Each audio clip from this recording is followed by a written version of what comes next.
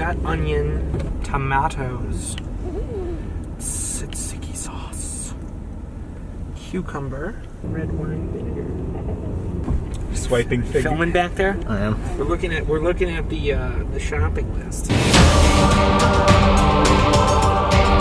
Welcome back to the Fatman Cooketh. This is Chris, and today we're going to be making some gyros and some homemade hummus, along with some fried up pita bread, and we're going to eat it.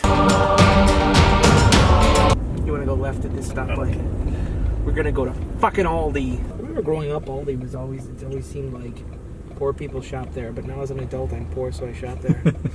oh, by the way, I don't have a quarter, so somebody's going to have to spring for the card. I looked at the Gyro recipe and it says it takes 4 hours, and we're going to try and do it in an hour. So this could be interesting.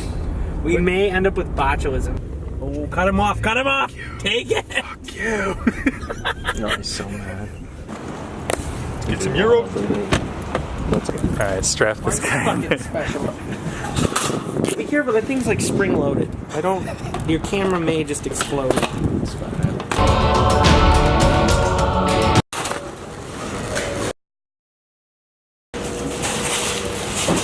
Feels semi-ripe. Semi-ripe.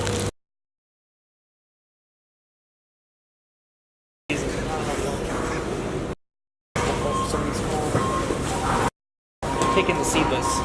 Feels good. Let's try that. I gotta seed it, so if I can do that, I don't have to seed it.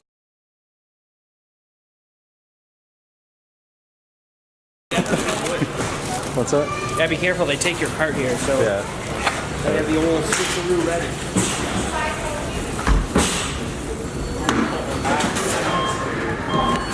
Got enough hands. Better.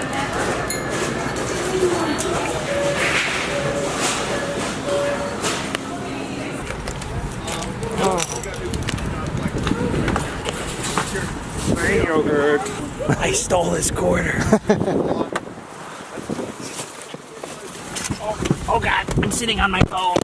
Stealing his quarter. Nice pizza! Jesus. I didn't get the olives from you guys, they're for me. I'm gonna be honest, I'm not sure. Yeah, that's great because I hate olives. Who hates olives? You Mediterracist? So this is gonna be intense because we're gonna try and shit this out. Go left here, yes please. Corn swaggler. We're gonna try and shit this out in like a quarter of the time.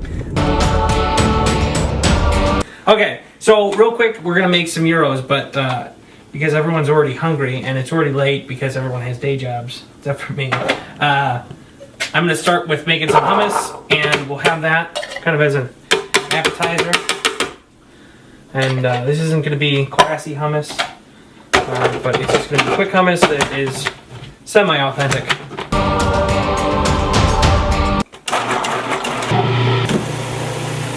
Half teaspoon equals 1 clove of the minced stuff. So I'm going to use a heaping teaspoon to get a little extra garlic flavor in the finished product. We need a teaspoon and a half of kosher salt. I'm just going to use a half teaspoon 3 times in the interest of speed.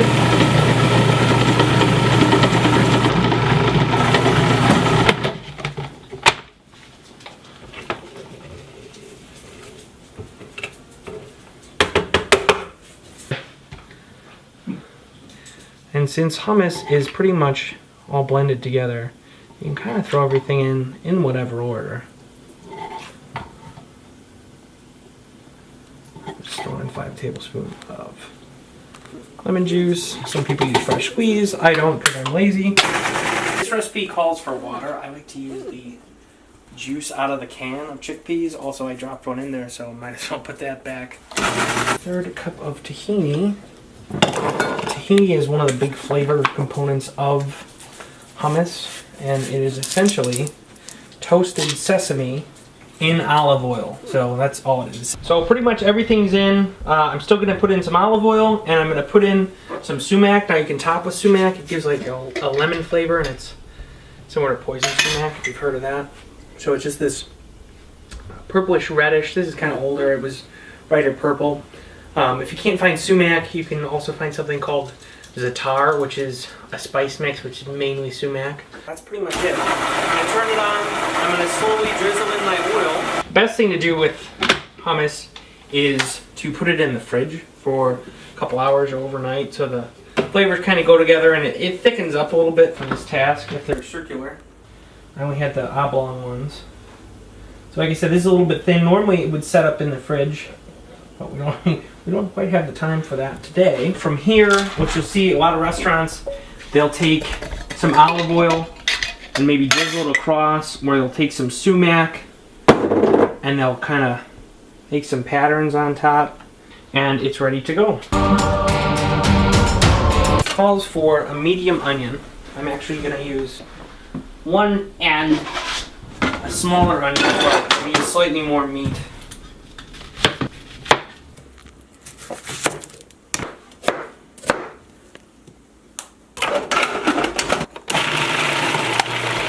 So for gyros, you want dry onions. This is not exactly a tea towel, but it's close enough for what we need it for. And you actually have to put the onions in a towel.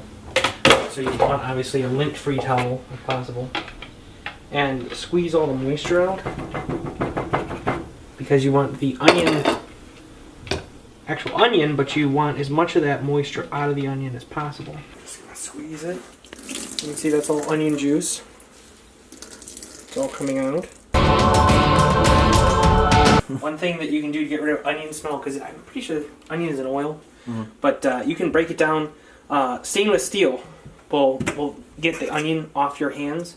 So if you rub stainless steel, I actually have a bar of soap somewhere that's actually made of stainless steel, so you can get that onion smell off your hands. But most people's sinks and their faucets are stainless. So you can also just rub your hands all over your sink. Okay, so you can take your onions, put them back in your food processor. And it's called for 2 pounds of lamb. I didn't use lamb, I used ground beef. But that shouldn't really affect the recipe. I'm going to throw in a tablespoon of garlic, a tablespoon of marjoram, a tablespoon of rosemary. And obviously you can't smell this, but it already starts this. It's starting to smell like gyros just from the seasoning. And just use my hand. That's about two teaspoons. I don't know how we'll measure a teaspoon, but I'm just going to do a bunch of cranks here and get some black pepper in there. That is our gyro mix, and I'm going to pulse this. I'll have to scrape it down a lot because it is a giant mass of stuff. But you want to incorporate everything. And since we're trying to make this form together, we really want to puree the hell out of it. The more you chop it up, the easier it's going to kind of blend together. We're not going for, you know, a cheeseburger that you want to fall apart. We're going for gyro meat, so it's got to be one continuous piece.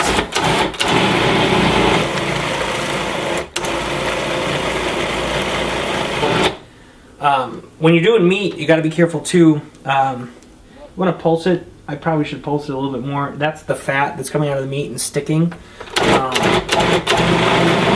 can also stop and all this already has onion on it, so same item. Also stop, kind of shove it down and try and break the stuff up.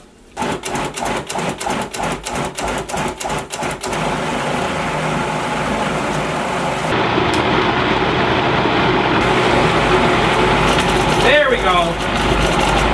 Just took some work. And we're probably good now. It looks pretty evenly blended here, and all the seasonings and everything. You got to make sure those are everywhere in the meat.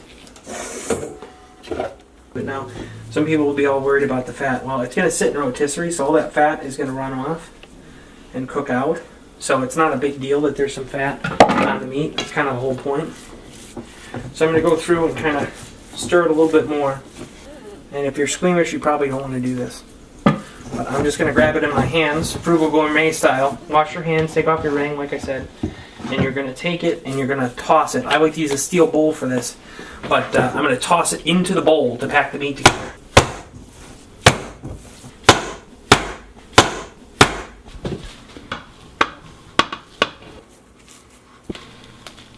I like the way you handle your meat. Good two-handed approach. Ideally, you would chill this. We don't actually have the time to chill it. So I'm just going to kind of form it together. And we're going to put it right on this bed. We're running about no time. So, it should cook reasonably fast. especially the thicker parts. But seeing as it is beef, you do want to make sure you cook it to at least 135. So this is actually an antique Sunbeam carousel vertical rotisserie.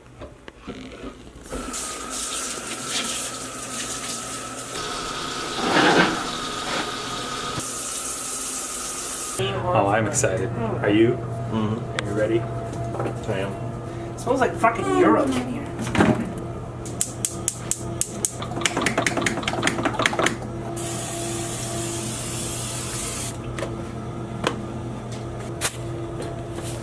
This over here. What I'm doing right now is I'm just browning, toasting my pitas.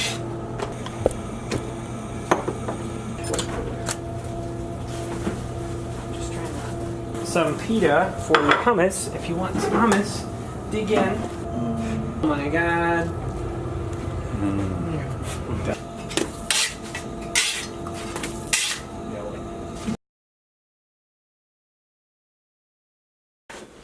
And seeing as it's not necessarily the best formed one, I'm going to use an electric carving knife.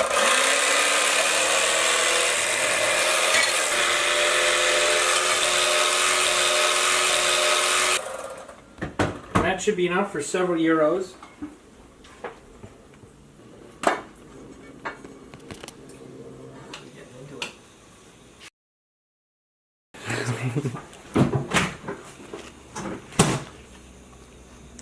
I'm just some guy.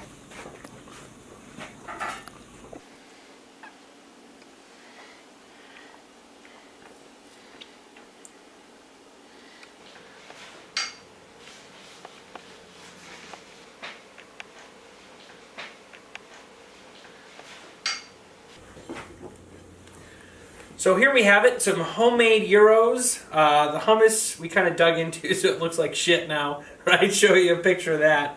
But for the cost of, I think it was maybe 10, 20 bucks, I total spent at the store.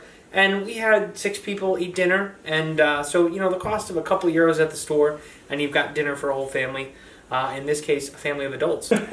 Thanks for watching the Fatman Cooketh. I hope you enjoyed this video, and say hi to your butcher for me.